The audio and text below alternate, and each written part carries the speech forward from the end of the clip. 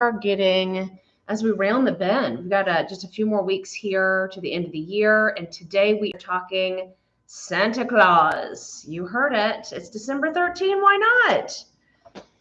So, you're trying to get tidbits from me relative to investments and markets. And right now, December, always the buzz of the year. That is the conversation is, are we going to have a Santa Claus rally or not? And who knows? But what is the Santa Claus rally? This is something that's been talked about for, goodness gracious, I don't know, decades, since I've been in the business, certainly. It's also another thing we could talk about, which is the January effect.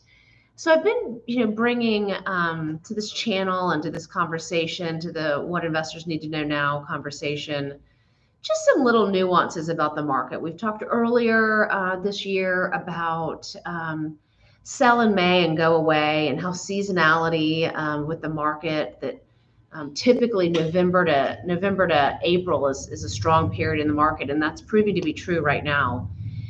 Here's what I think is important to take away, though. What I think is important to take away is that I and AlphaVest, not that this is a sales pitch, certainly we're here to share with you and grow your knowledge of us and how we think we do well by clients, but we are stock agnostic, and I think that's important to share. What does that mean?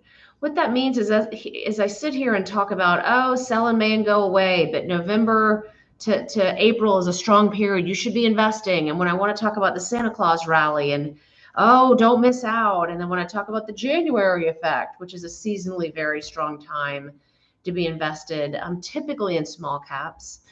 All of this really are sound bites to say our vast knowledge here at AlphaVest and how we try to bring a strong foundation to our investment strategies in the core of what we do. We're a committee of 6. We do not just, it's not just me. I'm not the chief cook and bottle washer making all the trade decisions. But we do manage everything here in-house. But what's important to take all of that away is to say that being stock agnostic means we're not pushing investors to say, now is the time, buy.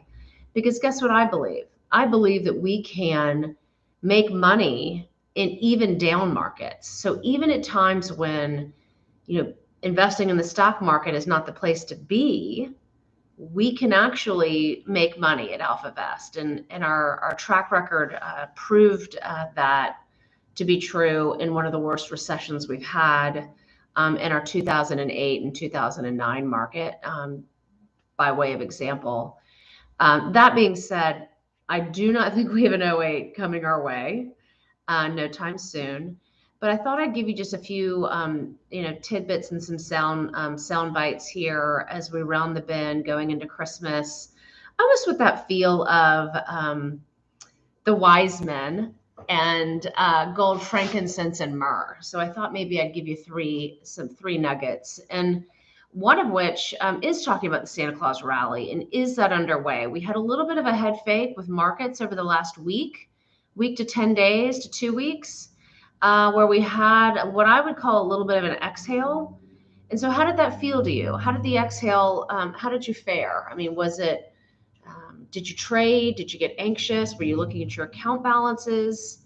These are things that in a free consult, which I do 20 a week, so you can grab your spot. And we give 15 minutes, and if we need to go longer, we can. But basically, I can talk to you about tendencies and things and frustrations that you may want to change. Are you looking at your account balances when you should be doing something else? Are you really keenly interested in stock selection and picking stocks for your portfolio? So these are things that we can talk about in a consult. But that being said, with this supposed Santa Claus rally underway, it being one of the first tidbits that I wanted to give you, it is known, and we do have data. I'm looking here at the data, but back to as early as 1957, we have data on what's considered the Santa Claus rally, which basically posits that the last trading week of the year is a seasonally strong time to be invested.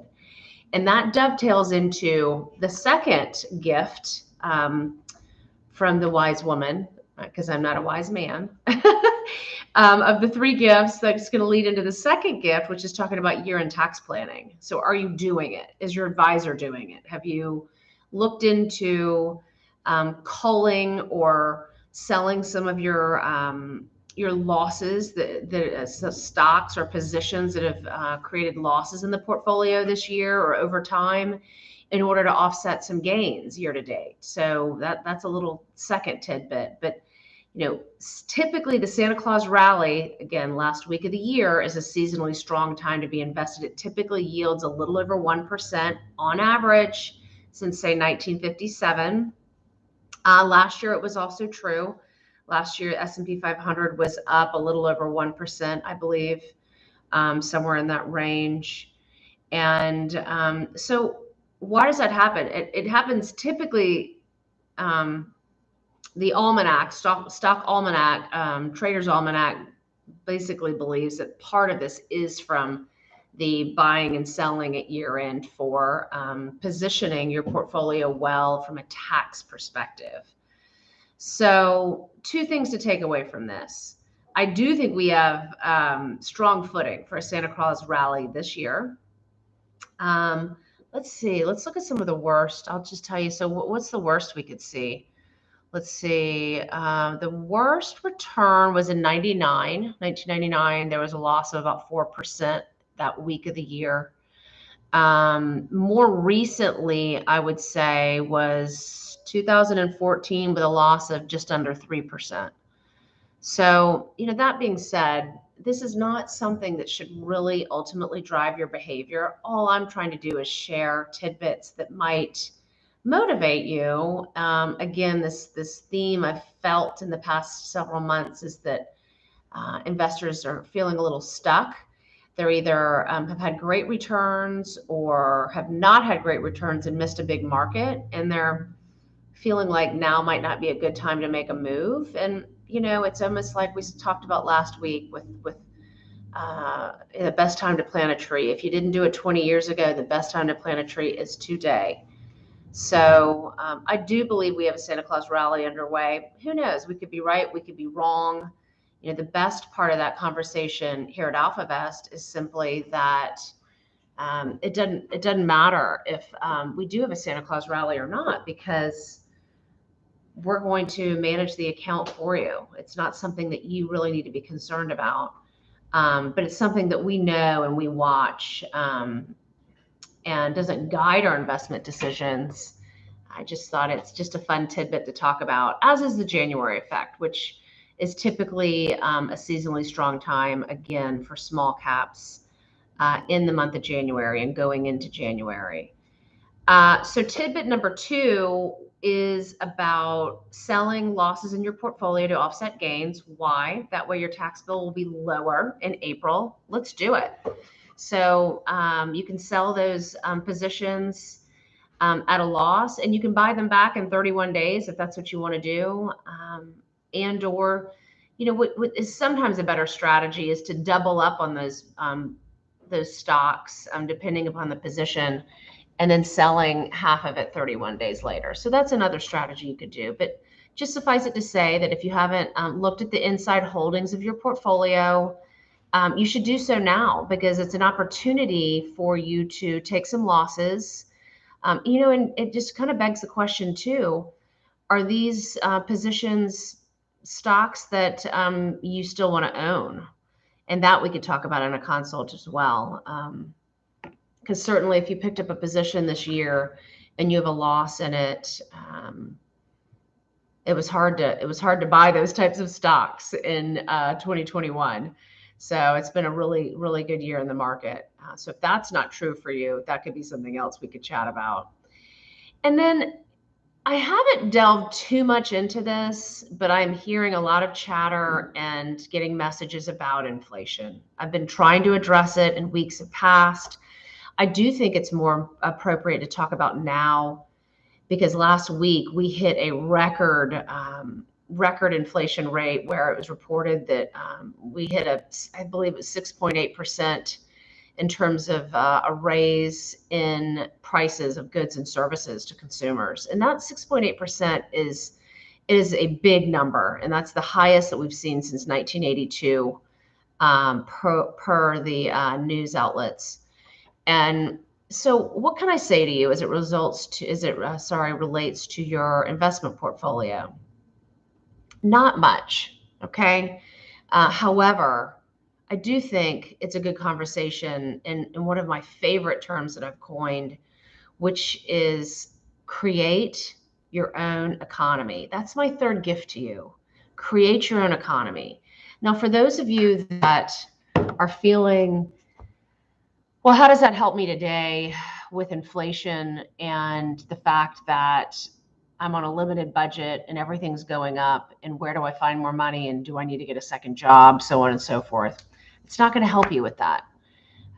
What that term, create your own economy, deals with is how you can potentially continue to position yourself better in the future by doing certain things and certain behaviors, like that planting of the tree 20 years ago.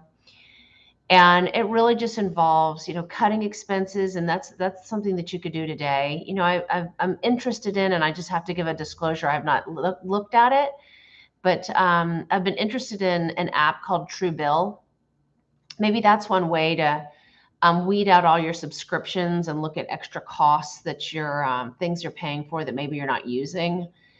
That being said, a better way to create your own economy going forward is little simple fundamental steps, planning steps, such as, number one, let's start at first things first, which is not outspending your income. So being able to actually save and not spending more than you make. So when you save, AKA, again, that Chinese proverb of planting a tree, start saving, put more money in your 401k, put more money in your savings, build up that emergency fund so that you have months and months of reserves to help you when things like this don't go your way. That's what creating your own economy looks like. It looks like when you have no control over certain things with the Federal Reserve or the IRS, or you name it, the stock market going up and down, and or inflation and the cost of gas at the pump. If you have saved for that rainy day, you've created your own economy, and it's not going to affect you as badly as it does when you haven't saved for that rainy day. So creating your own economy looks like many, many things, but that's just sort of one example. So I hope today's three gifts in the spirit of Christmas, like the gold, frankincense, and myrrh, of giving you some encouragement that I do think a Santa Claus rally is underway. I do believe that the last week of the year is going to be positive. A little tidbit about you should be looking at getting rid of some of the losers in your portfolio here at year end, because that will offset the gains that you may have taken this year, and it will lower your tax bill come April. And then lastly, just taking a look at Truebill or other ways that you can create a better economy for yourself, as opposed to being so beholden to that of what is happening around you that you cannot control. So with that being said, thank you for joining us and me for Wink, What Investors Need to Know Now. We are gearing up for what's going to be a very different kickoff in the new year. I would like to talk about Napoleon Hill's book, Think and Grow Rich. The book was published, I want to say after the Great Depression. It was published in the 30s. Actually, I believe it was published after Napoleon Hill died. And it's a classic, and it is talk about creating your own economy that will really put in a huge foundation. But it's very less, it's not as tactical as I've been talking to you about with specific stock picks and things of that nature, because I do want to get true to my roots, and I do want to be super authentic with viewers and share with you that being granular in your stock picks, if that's your thing, that's your thing. However, it's my worldview, of course, because it's my business, that if you're in the business of doing something else that relying on a professional can certainly free you up to do lots of different things in your life. That being said, Napoleon Hill's Think and Grow Rich might resonate to some of you. It's going to be, so our conversations with what investors need to know now in 2022 is going to be trending the way of Napoleon Hill. So we hope you'll join us. I hope you'll also join me for 411 Live, which is the birth of Wink, of what investors need to know now. Get on that newsletter. Get on the subscription list. You can do that at cokiebarini.com and or go to alphavest.com. Thanks for joining us. I am wishing you and yours happy holidays. We will see you here again next week.